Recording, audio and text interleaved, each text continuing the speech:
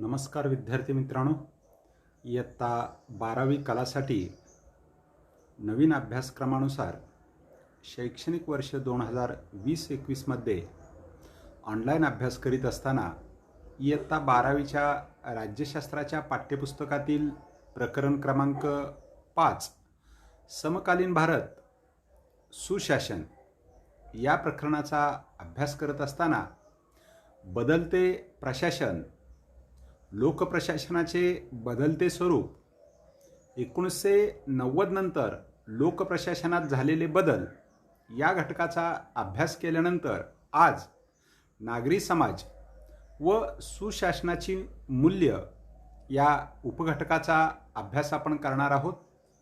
प्रथम नागरी समाज नेमकं कशाला म्हणायचं आणि नागरी समाजामध्ये कोणकोणत्या घटकाचा समावेश केला जातो, या नागरी समाजाच्या विविध गरजा पूर्ण करत असताना सुशासनाची नेमकी कोणती महत्त्वाची मूल्ये आहेत याबाबतचा अभ्यास आज आपण पाहणार आहोत.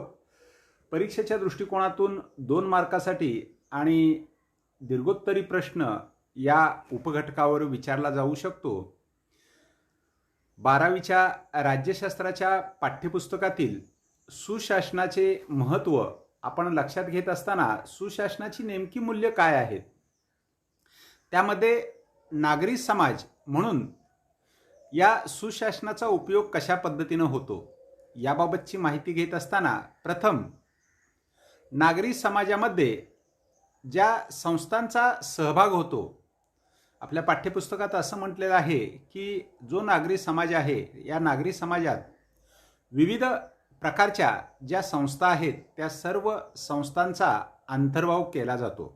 मग या संस्था कोणकोणत्या प्रकारच्या आहेत, तर जेव्हा नागरी समाजाचा विचार करतो तेव्हा शैक्षणिक संस्था आहेत, आरोग्यविषयक काम करणाऱ्या संस्था आहेत, धर्मदाय संस्था आहेत, NGO आहेत, बिगर शासकीय संस्था आहेत, कामगार संघटना आहेत, सांस्कृतिक संघटना आहेत, व्यावसायिक संस्था आहेत, स्वयंसेवी संस्था आहेत. या सर्व संस्थांचा समावेश जिथं होतो त्याला आपण नागरी समाज असं म्हणत असतो.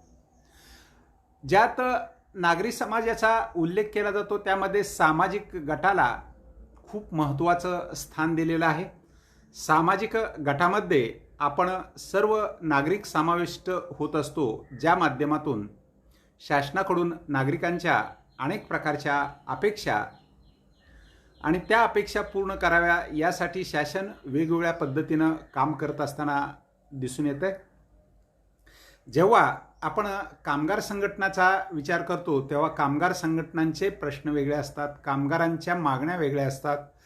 त्या कामगारांच्या मागण्या पूर्ण करण्यासाठी शासन प्रयत्न करत असते. स्वदेशी गट असतात, सांस्कृतिक गट असतात, व्यावसायिक गट असतात. हे सर्व गट नागरी समाजामध्ये समाविष्ट केले जातात, हे आपण विद्यार्थ्यांनी लक्षात घ्यायचं आहे. सुशासनाची जी मूल्ये आहेत त्या सुशासनाच्या मूल्यांचा एक तक्ता आपल्या पाठ्यपुस्तकात दिलेला आहे, तो आपण व्यवस्थित लक्षात घ्यायचा आहे.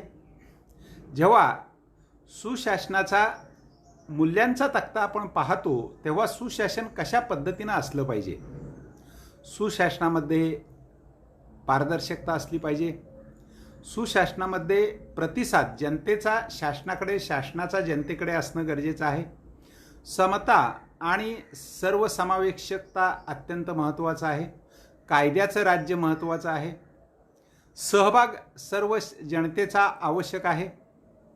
सुशासन चांगल्या पद्धतीनं काम करतं तेव्हा परिणामकारकता कशा पद्धतीनं दिसते आणि शासनाची कार्यक्षमता काय आहे हे सुद्धा अत्यंत महत्त्वाचं आहे. आणि सगळ्यात महत्त्वाचं, सर्व देशातील विविध संस्था, नागरिक यांच्या सहमतीनं शासन काम करते का नाही, ही सुशासनाची अत्यंत महत्त्वाची मूल्ये आहेत. आजच्या तासाला ज्या नागरी समाजामध्ये NGO आहेत, बिगर शासकीय संस्था आहेत, सामाजिक गट आहेत, धर्मदाय संस्था आहेत, या सर्वांच्या माध्यमातून शासन कशा पद्धतीनं पुढे काम करतंय जनतेसाठी वगैरे याचा अभ्यास करत असताना सुशासनाची लोकप्रशासनाच्या दृष्टिकोनातून महत्त्वाची जी मूल्ये आहेत त्याचा अभ्यास करण्याच्या अगोदर महाराष्ट्र राज्य सुशासनाचा आराखडा कशा पद्धतीनं तयार करतंय याचाही अभ्यास आपल्याला असणं गरजेचं आहे. जेव्हा महाराष्ट्र राज्याचा सुशासनाच्या दृष्टिकोनातून आपल्या नजरेसमोर आराखडा राहतो तेव्हा अत्यंत महत्त्वाचा घटक आपण विद्यार्थ्यांनी लक्षात ठेवायचा आहे, माहितीच्या अधिकाराचा कायदा. जेव्हा माहितीच्या अधिकाराचा कायदा आपण पाहतो तेव्हा 2005 मध्ये महाराष्ट्र शासनानं आणि केंद्र शासनाच्या वतीनं माहितीच्या अधिकाराचा कायदा संमत झाला आणि हा कायदा महाराष्ट्र राज्यासाठी सार्वजनिक अभिलेख कायदा म्हणून ओळखला गेला. हा अभिलेख कायदा महाराष्ट्रातील इतर संस्थांना सुद्धा ज्या छोट्या छोट्या संस्था काम करतायत त्यांच्यासाठी बंधनकारक आहेत. मग त्या धर्मदाय संस्था असेल, स्वयंसेवी संस्था असतील, शैक्षणिक संस्था असतील, आरोग्यविषयक काम करणाऱ्या इतर काही संस्था असतील, या सर्वांना हा 2005चा माहितीच्या अधिकाराचा जो कायदा आहे तो अभिलेख म्हणून ओळखला जाईल. या कायद्याचा वापर, या कायद्याची अंमलबजावणी राज्यातील सर्व सामाजिक संस्थांनी करायची आहे. महाराष्ट्र कार्यालयीन कर्तव्यात दिरंगाई प्रतिबंधक कायदा 2005 माहितीच्या अधिकाराच्या अंतर्गत एखाद्या संस्थेमध्ये किंवा एखाद्या विशिष्ट कार्यालयामध्ये जर कर्तव्यात दिरंगाई केली असेल, एखादं कर्तव्य पूर्ण करत असताना वेळ काढला असेल तर त्याला सुद्धा शिक्षा झाली पाहिजे. या दृष्टिकोनातून महाराष्ट्र कार्यालयीन कर्तव्यात दिरंगाई प्रतिबंधक कायदा 2005ला महाराष्ट्र राज्याच्या सुशासनाच्या दृष्टिकोनातून महत्त्वाचा ठरत असलेला आपल्याला दिसून येतोय. महाराष्ट्र नागरिकासाठी सेवेची हमी देणारा कायदा 2015. आपण ज्या महाराष्ट्र राज्यामध्ये राहतोय त्या महाराष्ट्र राज्यामध्ये जे अनेक कायदे तयार करण्यात आलेले आहेत, या कायद्यामध्ये सेवेची हमी देणारा कायदा 2015ला संमत झालेला आहे आणि तो कायदा सामान्य नागरिकासाठी अत्यंत महत्त्वाचा आहे, हे आपण विद्यार्थ्यांनी लक्षात घ्यायचं आहे. महाराष्ट्र नागरिकासाठी सेवेचा हमी देणारा कायदा सुद्धा सुशासनाच्या दृष्टिकोनातून महत्त्वाचा ठरतोय. हे सर्व अभ्यासत असताना सुशासनाची नेमकी मूल्य काय आहेत, पाठ्यपुस्तकामध्ये सुशासनाची जी मूल्य दिलेली आहेत त्या मूल्याप्रमाणे शासन काम करते का नाही याचा अभ्यास आपण सर्व विद्यार्थ्यांनी व्यवस्थितपणे करायचा आहे. कारण आपण एक समाजाचे घटक आहोत. आपल्या या शासनाकडून काही अपेक्षा असतात. जेव्हा जनतेच्या अपेक्षा पूर्ण केल्या जातात तेव्हा सुशासनाची मूल्य पाळली गेलेली आहेत. सुशासनाच्या मूल्याप्रमाणे शासन कारभार करतंय असं लक्षात येऊ शकतं. आता यामध्ये पहिलं मूल्य दिले सहभागाचं मूल्य. हा सुशासनातील महत्त्वाच्या घटकापैकी अत्यंत जबाबदार व महत्त्वाचं मूल्य आहे. कोणत्याही लोकशाही व्यवस्थेच्या परिणामकारक कार्यासाठी लोकसहभाग आवश्यक असतो. जनतेचा विचार, जनतेचा आवाज, जनतेच्या मागण्या शासनापर्यंत पोहोचवण्याचं काम सहभागाच्या माध्यमातून पार पाडलं जातं. शासनाची जी निर्णय प्रक्रिया आहे, शासनाची अंमलबजावणीची प्रक्रिया आहे, यामध्ये लोकांना सहभागी होण्याची संधी किती मिळते हे सुशासनाचं अत्यंत महत्त्वाचं मूल्य आहे. जेव्हा लोकसहभाग सर्वात जास्त असतो तेव्हा शासन यशस्वीपणे काम करत आहे असं लक्षात येतं. कारण तिथं लोकशाहीची मूल्य जपली जातात, हेही आपण विचारात घ्यायचं आहे. सुशासनाच्या मूल्यांचा अभ्यास करत असताना अत्यंत महत्त्वाचं सुशासनाचं जे मूल्य आहे त्या सुशासनाच्या मूल्यामध्ये आपण विद्यार्थ्यांनी लक्षात घ्यायचं आहे की कायद्याचं राज्य. आता कायद्याचं राज्य म्हणजे नेमकं काय आहे तर आपल्या देशाचं जे संविधान आहे या संविधानाप्रमाणे देशामध्ये कायद्याचं कामकाज चालू आहे का नाही, देशाचा जो सर्वोच्च कायदा संविधानामध्ये आहे हा संविधानाचा देशातील जनतेसाठी उपयोग होतोय का नाही, कायद्याचं राज्य हे सुशासनाचं अत्यंत महत्त्वाचं दुसरं मूल्य आहे. संविधानातील जी मूल्ये आहेत प्रशासनाचा मार्ग दाखवण्याचं काम करत असतात. कायद्यासमोर सर्वांना समानतेची वागणूक मिळते का नाही, न्याय आणि योग्य राज्यव्यवस्थेत लोकांच्या हक्काची हमी दिली जाते का नाही. आपल्या भारताचं संविधान जेव्हा आपण पाहतो तेव्हा भारताच्या संविधानामध्ये नागरिकांच्या दृष्टिकोनातून तिसऱ्या घटकामध्ये कलम 12 ते 35 या अंतर्गत मूलभूत हक्क दिलेले आहेत. या मूलभूत हक्कामध्ये स्वातंत्र्याचा हक्क आहे, समतेचा हक्क आहे, धार्मिक स्वातंत्र्याचा हक्क आहे, शोषणाविरुद्ध प्रतिकार करण्याचा हक्क आहे, शैक्षणिक व सांस्कृतिक हक्क आहे, संपत्ती मालमत्ता प्राप्त करण्याचा हक्क. ह्या सर्वांच्या दृष्टिकोनातून सुशासनाचं चांगलं मूल्य कशाला म्हणायचं की कायद्याप्रमाणे राज्यकारभार केला जातोय का नाही, कायद्या पद्धतीनं प्रशासन चालवलं जातंय किंवा नाही, हे सुशासनाचं अत्यंत महत्त्वाचं मूल्य आहे. हे आपण विद्यार्थ्यांनी लक्षात घ्यायचं आहे. जेव्हा सुशासनाच्या मूल्यांचा आपण अभ्यास करतो तेव्हा लोकप्रशासनाच्या कामकाजामध्ये पारदर्शकता किती मोठ्या प्रमाणावर आहे, लोकप्रशासन पारदर्शकपणे काम करतं किंवा नाही करत, याबाबत या ठिकाणी सुशासनाचं अत्यंत महत्त्वाचं मूल्य आहे की पारदर्शकता या मूल्यामुळे गुप्ततेच्या प्रक्रियेला आव्हान मिळतं. अनेक वेळेला काही कार्य असे असतात, देशाची संरक्षण व्यवस्था असेल, यामध्ये गोपनीयता पाळणं अत्यंत महत्त्वाचं आहे.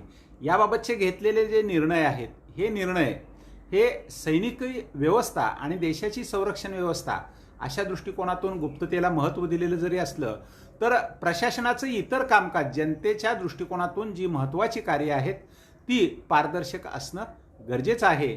यामुळे सरकारच्या कामावर लक्ष ठेवणं लोकांना शक्य होतं.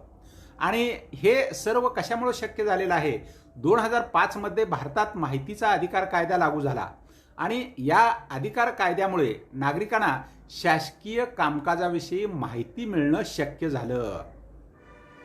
विद्यार्थी मित्रांनो, आज तुम्ही कोणत्याही कार्यालयात गेलात आणि त्या ठिकाणी तुम्हाला एखादी माहिती हवी असेल, तिथला अधिकारी तुम्हाला माहिती देत नसेल तर माहितीच्या अधिकार कायद्याच्या अंतर्गत तुम्ही लेखी स्वरूपात एक अर्ज देऊ शकता. आणि माहितीच्या अधिकारामध्ये जर तुम्ही माहिती मागवत असाल तर मग मात्र काम करणारे प्रशासकीय अधिकारी आहेत ते जागरूक राहतात की हा समोर आलेला जो नागरिक आहे याला माहितीच्या अधिकार कायद्याची माहिती आहे, त्यामुळे आपण सर्व माहिती देणं बंधनकारक असतं. म्हणून कामकाजातील पारदर्शकता अत्यंत महत्त्वाचं आहे. नागरिकांना शासकीय कामकाजाची माहिती मिळवणं या सुशासनाच्या मूल्यामुळे शक्य झालेलं आहे. हे आपण लक्षात घ्यायचं आहे. प्रतिसाद कशा पद्धतीनं मिळतोय, सुशासनामध्ये विविध प्रकारच्या संस्था आणि त्या संस्थांमध्ये चाललेल्या प्रक्रिया, त्याबरोबरच भागधारकांना ठराविक कालमर्यादेत सेवा देणं आवश्यक असतं. नागरिकांच्या समस्या आणि प्रश्नाबाबत शासन संस्था त्वरेनं निर्णय घेते आणि त्यानुसार धोरणाची आखणी करते. अशा पद्धतीनं शासनाचा प्रतिसाद जनतेच्या समस्येच्या दृष्टिकोनातून काय आहे हे सुद्धा सुशासनाचं अत्यंत महत्त्वाचं मूल्य आहे. जशा पद्धतीनं सहभाग महत्त्वाचा आहे त्या पद्धतीनं पारदर्शकता महत्त्वाची आहे, तशाच पद्धतीनं प्रतिसाद अत्यंत महत्त्वाचा आहे. शासनानं जनतेच्या समस्या पूर्ण करण्यासाठी काय प्रतिसाद दिलेला आहे, जनतेचे प्रश्न शासनाकडून सोडवले गेले आहेत का नाहीत, हे त्यांच्या धोरणाच्या आखणीनुसार ठरत असतं. हे आपण लक्षात घ्यायचं आहे. सुशासनाची मूल्य अभ्यासत असताना सहमतीदर्शकता, प्रत्येक समाजात कोणत्या ना कोणत्या मुद्द्याच्या माध्यमातून वेगवेगळ्या प्रकारचे दृष्टिकोन पाहावयास मिळतात. हे वेगवेगळे दृष्टिकोन जे असतात त्या सुशासनामध्ये अत्यंत महत्त्वाचे असतात. सुशासनाच्या अंतर्गत समाजातील विविध घटकांमध्ये सुसंवाद असणं गरजेचं आहे. समाजातील असणारे सामान्य नागरिक, बिगर शासकीय संस्था, त्यानंतर शासन यांच्यामध्ये जर संवाद असेल तर निश्चितपणे चांगल्या पद्धतीचं काम अभिप्रेत असतं आणि हा संवाद होणं अत्यंत महत्त्वाचं आहे. यामुळं नेमकं काय होतं की शासनाला कळतं समाजाचं हित कशात आहे, ते हित साध्य करण्यासाठी आपण कोणत्या प्रकारचं काम करणं गरजेचं आहे, शाश्वत मानवी विकास घडवून आणण्यासाठी कशा पद्धतीनं आपल्याला उद्दिष्ट पूर्ण करायचे आहेत, याबाबत व्यापकता आणि दीर्घकालीन दृष्टिकोन शासन स्वीकारत असेल तर सुशासनाची मूल्य यशस्वी होतात. यासाठी शासनाची सहमती, समाजाची सहमती आणि या दोहोंमध्ये सुसंवाद असणं अत्यंत आवश्यक आहे, हे आपण लक्षात घ्यायचं आहे. सुशासनाची मूल्य अभ्यासत असताना समता आणि समावेशकता. आज आपण भारतीय संविधानामध्ये समतेच्या आणि स्वातंत्र्याच्या हक्काबाबतचा जेव्हा विचार करतो, जेव्हा समाजाचं हित हे सर्व सदस्यांच्या मनात, आपण ज्या समाजाचे भाग आहोत, ही भावना सामान्य जनतेमध्ये सुद्धा रुजणं गरजेचं आहे. मी ज्या समाजाचा घटक आहे, या समाजासाठी माझंही काहीतरी देणं लागतंय. या समाजाच्या दृष्टिकोनातून आपण जो आपला वाटा आहे तो व्यवस्थितपणे काम पूर्ण करून केला तर समाजाला आपला फायदा होतो आणि त्या माध्यमातून निश्चितपणे शासनसुद्धा समतेच्या दृष्टिकोनातून सर्व घटकांना समतेचं तत्त्व लागू करावं या दृष्टिकोनातून काम करू शकतं. समाजाच्या मुख्य प्रवाहापासून जे लोक बाजूला आहेत, या समाजाच्या मुख्य प्रवाहापासून बाजूला असणाऱ्या लोकांच्यासाठी थोडी बहुत प्रमाणात प्रत्येकानं जर मदत केली तर निश्चितपणे एक सामाजिक जाणीव आणि समाजातील सर्वांचा विकास होऊ शकतो. यासाठी सर्व गटांना, विशेषतः दुर्बल घटकांचे हित साधण्याकरता आणि त्यांच्या सुधारणा करण्यासाठी आपण आपल्या परीने आपल्याला यथाशक्ती जेवढं शक्य आहे तेवढं मदतीचं काम प्रत्येक नागरिकानं केलं तर निश्चितपणे समाजातले जे दुर्बल घटक आहेत त्यांचं हित साधलं जाऊ शकेल आणि त्यांच्यामध्ये सुधारणा होईल. आणि सुधारणा झाली की आपोआपच एक समतेचा समाज निर्माण झालेला आपल्याला पाहायला मिळेल, हे विद्यार्थ्यांनी लक्षात घ्यायचं आहे. जेव्हा समतेच्या समाजाचा आपण विचार करतो तेव्हा उत्तरदायित्व हा घटक अत्यंत महत्त्वाचा आहे. उत्तरदायित्व म्हणजे नेमकं काय आहे तर सुशासनाचं उत्तरदायित्व या संकल्पनेला खूप महत्त्व आहे. केवळ शासकीय संस्थाच नव्हे तर खाजगी क्षेत्रातील कंपन्या, नागरी समाजातील स्वयंसेवी संस्था, या जनता आणि आपापल्या भागातील व्यक्तीसाठी कशा पद्धतीनं काम करतात. माझं समाजाला उत्तरदायित्व काय आहे हे लक्षात घेऊन प्रत्येक घटकानं जर काम केलं तर निश्चितपणे सुशासन चांगल्या पद्धतीनं काम करू शकेल. निर्णय कोणी घेतले, कार्यवाही कोणी केली, घेतलेल्या निर्णयामध्ये लोकांना लाभ झाला का, याचा सुद्धा विचार या उत्तरदायित्वामध्ये केला जातो. एकूणच कोणतीही संस्था जर असेल तर ती संस्था आपल्या उद्दिष्टाप्रमाणे काम करत असेल तर निश्चितपणे समाजाला त्या संस्थेचा फायदा होतो आणि समाजातील जे सामान्य लोक आहेत, समाजातील आर्थिकदृष्ट्या दुर्बल घटक आहेत, त्यांना या सुशासनाचा फायदा झालेला आपल्याला दिसून येतो. विद्यार्थी मित्रांनो, ज्यांच्यावर संस्थेच्या निर्णयाचा, कार्यवाहीचा परिणाम होऊ शकतो, यांच्यासाठी उत्तरदायित्व, पारदर्शकता, कायद्याचं राज्य, सहभाग हे अत्यंत महत्त्वाची सुशासनाची मूल्य आहेत. त्याचा परिणाम काय होईल या दृष्टिकोनातून सुद्धा विचार करणं गरजेचं आहे. विद्यार्थी मित्रांनो, समाजातील असणाऱ्या विविध संस्था आणि त्या संस्थांच्या माध्यमातून शासन लोकांच्या सहभागासाठी, लोकांच्या समस्यासाठी, लोकांचे प्रश्न सोडवण्यासाठी जी कामं करतंय त्या सर्व कामांचा उल्लेख सुशासनाच्या मूल्यामध्ये केला जातोय. विद्यार्थी मित्रांनो, आपणास आज अभ्यासलेल्या या घटकामध्ये काही शंका असतील तर आपण फोनवर संपर्क साधायचा आहे. जर हा उपघटक आपण यूट्यूबवर पाहत असाल तर कमेंट्समध्ये आपण लिहायचं आहे. आपल्या शंकांना उत्तरं दिली जातील. घरी राहा, सुरक्षित राहा, व्यवस्थितपणे अभ्यास करा. धन्यवाद.